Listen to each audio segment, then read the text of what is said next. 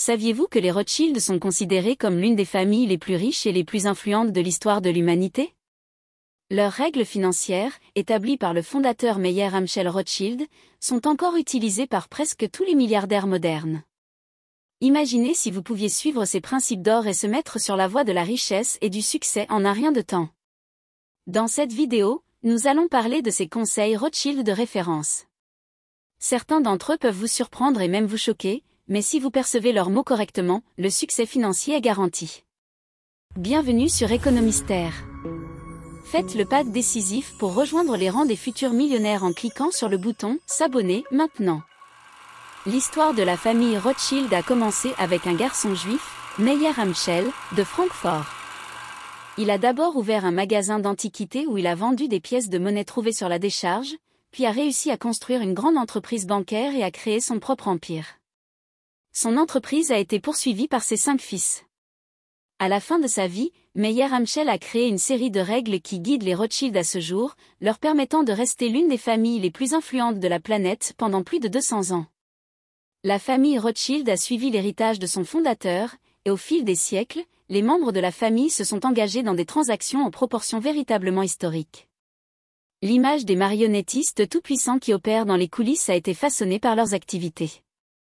Par exemple, les théoriciens du complot étaient convaincus que la célèbre famille, dont les activités ne se limitaient à aucun territoire en particulier, contrôlait les finances mondiales avec l'aide de la Réserve fédérale et ont même créé des pandémies. Cela signifie une chose, s'il y a tant d'intrigues et de secrets autour de la famille Rothschild, cela signifie qu'ils savent vraiment comment réussir. Parlons maintenant de leurs règles. 1. Les finances sont réservées à la famille. Meyer Rothschild a déclaré que tous les postes importants dans les entreprises ne devraient être occupés que par des membres de la famille, et non par des employés. Toutes les questions financières doivent reposer sur les membres masculins de la famille.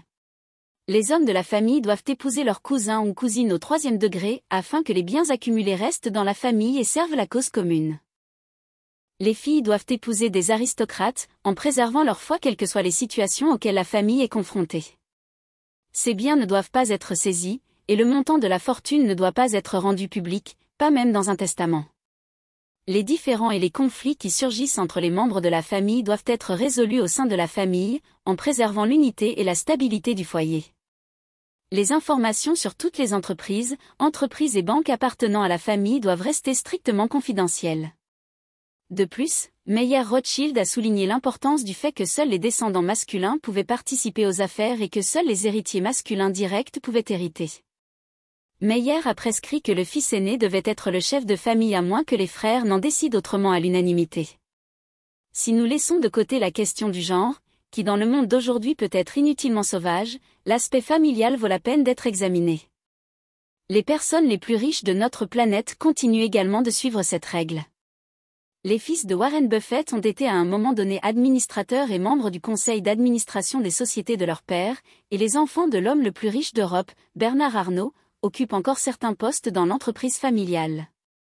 Peut-être que cette règle Rothschild est liée à certains préjugés de leurs ancêtres, et pourtant, de tels conseils ne doivent pas être négligés. 2. Le profit est primordial. La charte de la famille Rothschild contient un principe crucial, tout doit être rentable, même les loisirs. En 1853, Nathaniel, l'un des descendants des Rothschild, prend une décision stratégique en acquérant le domaine viticole Bramouton, pour un montant conséquent à l'époque, dépassant le million de francs. Alors que beaucoup y voyaient une décision audacieuse pour un jeune homme riche, elle s'est avérée bien pensée et a initié une direction rentable pour l'entreprise familiale, la vinification. Cela met en évidence l'importance d'explorer les aspects potentiellement générateurs de revenus de ses compétences, habitudes et passe-temps. Souvent, les individus peuvent ignorer que leurs passions et leurs intérêts peuvent apporter des avantages financiers, même modestes. Identifier des passe-temps avec des perspectives prometteuses et agir en conséquence peut conduire à des opportunités inattendues. Comme l'a dit un jour Henry Ford, le meilleur travail est un passe-temps bien rémunéré. Que vous soyez d'accord ou non avec cette notion, votre soutien en donnant un coup de pouce à cette vidéo nous aide à créer un contenu utile pour vous. 3. Attention à la mesure.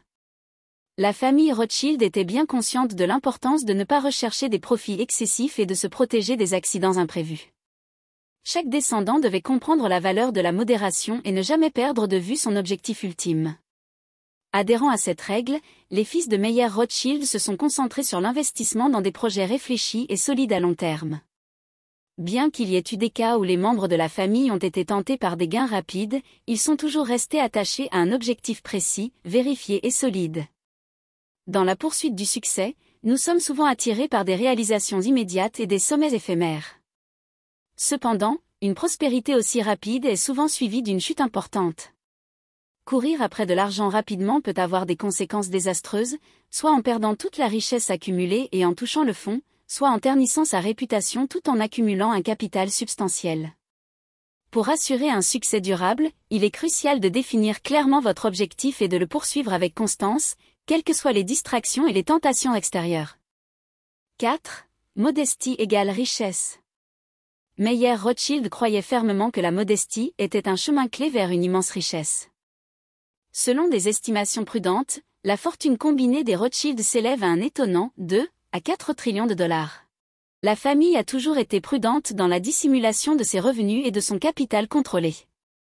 Si nous observons les individus vraiment riches d'aujourd'hui, nous remarquerons qu'ils font preuve de modestie dans leur apparence, sans afficher leur manoir, yacht ou autres possessions coûteuses.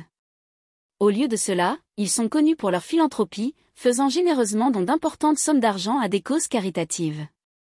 Ce comportement illustre la façon dont les gens vraiment riches se conduisent, sans prétention et sans recherche d'attention inutile. Il n'est pas étonnant que les Rothschild aient souligné la valeur de la modestie. 5. L'information est la clé du succès. Saviez-vous que la célèbre phrase « Celui qui détient l'information possède le monde » appartient aux Rothschild, et plus précisément aux fondateurs de la branche anglaise de la dynastie Nathan? Au XIXe siècle, leur aptitude à la connaissance en temps opportun a joué un rôle crucial dans l'accumulation de la plus grande fortune de cette époque. Un excellent exemple de cela s'est produit lors de la bataille de Waterloo, où les Rothschild ont été les premiers à apprendre la défaite de Napoléon contre les Britanniques, tandis que d'autres sont restés dans l'ignorance quant à l'issue de la bataille décisive. Reconnaissant instantanément l'importance, Nathan Rothschild a rapidement vendu ses actions en masse, suivi par d'autres agents de change qui ont supposé que les Britanniques avaient perdu. La bourse a connu la panique, avec des Anglais, des Autrichiens, et les titres prussiens en chute libre. Pendant ce temps, les agents de façade de Rothschild ont secrètement acheté ces actions dévaluées. Un jour plus tard seulement, la bourse a pris la perte de Napoléon. En conséquence, Rothschild a gagné la somme stupéfiante de 40 millions de livres en une seule journée, s'assurant une part considérable de l'économie britannique. De même, le frère de Nathan Rothschild, Jacob, a exécuté une stratégie similaire à la Bourse de Paris. Leur capacité exceptionnelle à naviguer dans le flux d'informations illustre à quel point des connaissances pertinentes, fraîches et vérifiées peuvent avoir un impact profond sur le succès. Pour réussir, équipez-vous de connaissances et de données précieuses que vous pouvez utiliser à votre avantage. Se tenir au courant des nouvelles technologies, explorer diverses façons de générer des revenus. L'un des principes fondamentaux défendus par les Rothschild, au moins jusqu'au début du XXe siècle, est leur volonté de prendre des risques lorsqu'ils investissent dans de nouveaux projets et idées. Cette philosophie s'accompagne d'une autre règle tout aussi importante, l'argent doit travailler. Bien que cette vérité fondamentale n'ait pas été découverte par les Rothschild, ils l'ont élevée au rang d'idéologie. Fait intéressant, malgré leur immense richesse, les Rothschild n'ont jamais figuré en bonne place sur les meilleures listes de Forbes. Néanmoins, les analystes estiment que la famille contrôle jusqu'à la moitié du chiffre d'affaires mondial. Maintenant, engageons-nous dans une discussion ouverte. Partagez dans les commentaires la leçon la plus importante et la plus instructive sur l'argent que vous avez apprise dans votre vie. Partageons collectivement des conseils utiles qui peuvent accélérer notre voyage vers une plus grande prospérité. Merci d'avoir regardé, abonnez-vous, aimez et partagez la vidéo. C'est gratuit, et ça aide la chaîne.